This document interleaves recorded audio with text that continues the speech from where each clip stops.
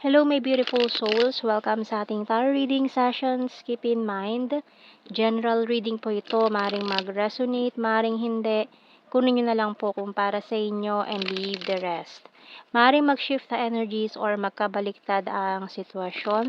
Kaya kayo na pong bahala kung saan kayo nakalugar sa reading natin. So let's see.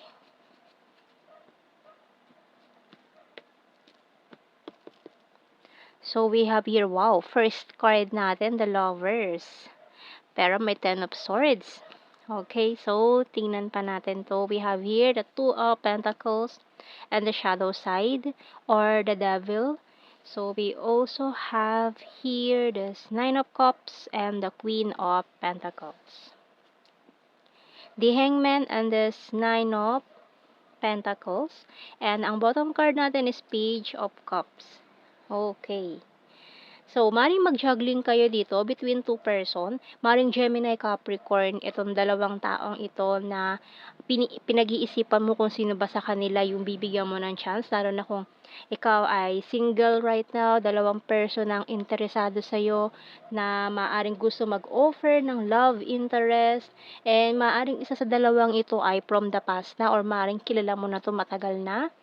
And for some of you, maring ex, pwedeng hindi, pwedeng kakilala lang, kaibigan, or nagkaroon kayo ng situationship before. Kaya medyo may alanganin yung isa dito. Kasi mukhang this person ay may ginawang hindi maganda sa'yo before with this Ten of Swords energy natin. So, tingnan natin more about this two person. So, kuha muna tayo ng message galing sa ating Archangel. So, maring for some of you, may mga stuck energies pa rin from the past. Kaya, parang may mga hindi pa rin kayang tanggapin na person. So, we have here, Crystal Clear Intentions by Archangel Michael. Be clear about what you desire and focus upon it with unwavering faith. So, make sure dapat alam mo talaga kung sino ba yung gusto mo. Kasi mukhang huwag kang pipili ng hindi ka sigurado talaga or pikit mata kang pipili sa dalawang to or basta ka na lang pipili ng hindi mo masyado pinag-iisipan or hindi mo pa totally sila kilala mabuti bago ka mag-decide kasi mukhang malaki ang posibilidad na kapag mali itong napili mo ay another heartache na naman, another trauma na naman itong pagdadaanan mo. So, tingnan natin sa signs and symbol cards.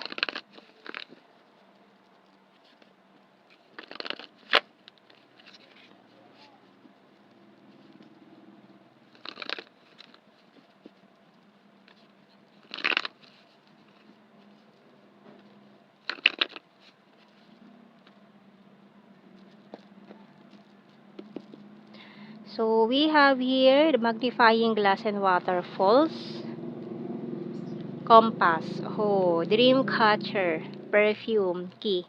So, ayan. Bell ang bottom card natin. So, wag mong palalampasin yung mga signs na makikita mo. No? Mararamdaman mo yan, makikita mo yan, mga signs na yan, magtuturo sa'yo dito sa tamang tao na to. Maaaring mapanaginipan mo rin itong mga signs na to and this perfume card. Ayan, may mga hints ka about this person para makita mo itong key na yan, yung susi na yan na magbibigay ng tamang daan for you. Nandito na ang compass, nandito ang key.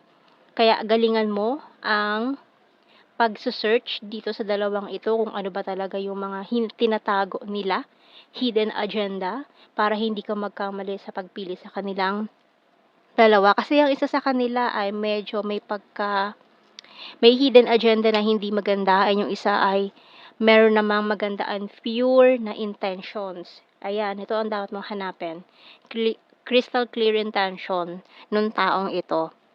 Mari kasing mag-ano yung isa dito, mag-pretend na he or she is the one for you. Ipakita niya yung mga sign pero mukhang hindi naman talaga siya. Maaari kang magkamali. Ayan. So, kaya pakiramdaman mo mabuti. Ito yung mga signs natin dito sa signs and symbols natin. Ayan. So, Huwag mong babaliwalain itong mga ano natin dito, mga makikita mong signs and symbols, synchronicities, na maaaring magtuturo sa'yo sa taong ito. So, tingnan natin sa ating tarot messages, oracle cards, more about this person. Para sa susunod, tama na yung taong pipiliin mo, na maaaring this person na yung makakasama mo sa iyong lifetime.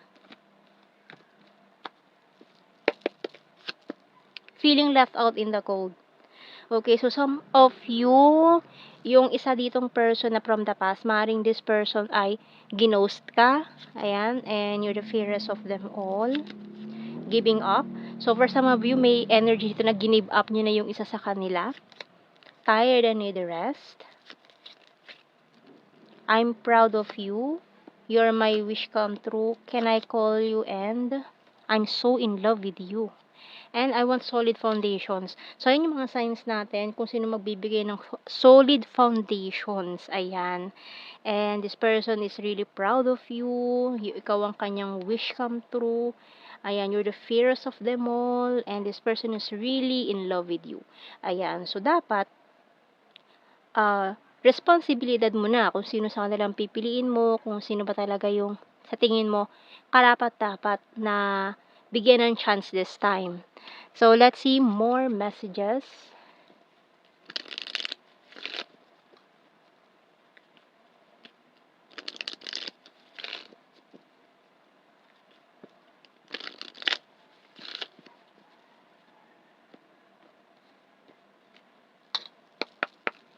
So, we have here, we both know I'm not the one for you.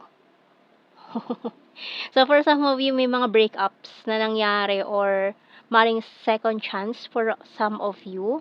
Ayan, kasi feeling nyo hindi kayo yung para sa isa't isa, kaya kayo nagkaroon ng separation, and then may nagbabalik na from the past. Ayan.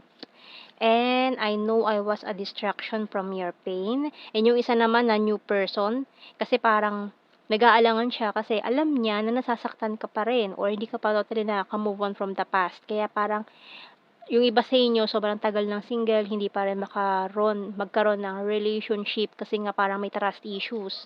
And you don't know how hard it was to let you go. So, ang lakas ng energy ng past dito na ginost ka, umiwas sa'yo, or iniwan ka from the past. I regret lying to you. I love you unconditionally. I couldn't let you get close to me.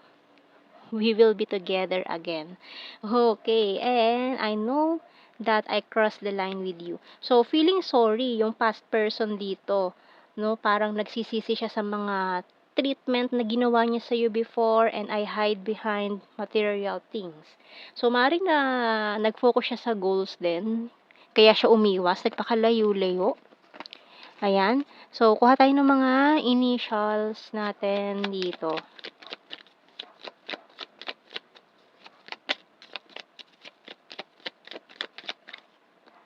Meron tayong H, Z, C, P, K, T, and G. Letter O, A ang bottom card. So, kuha tayo ng blue card natin. We have here, wow, celebration, separation, and guilty. Ayan. So, ayun, yung isa na nagkahiwalay kayo before. Guilty siya sa mga nangyari. And it's celebration kasi maring sa isang gathering, mag-meet kayo ulit nitong taong ito. Ayan. Or nag-meet na kayo no holiday season. Nagkita na kayo. Ayan.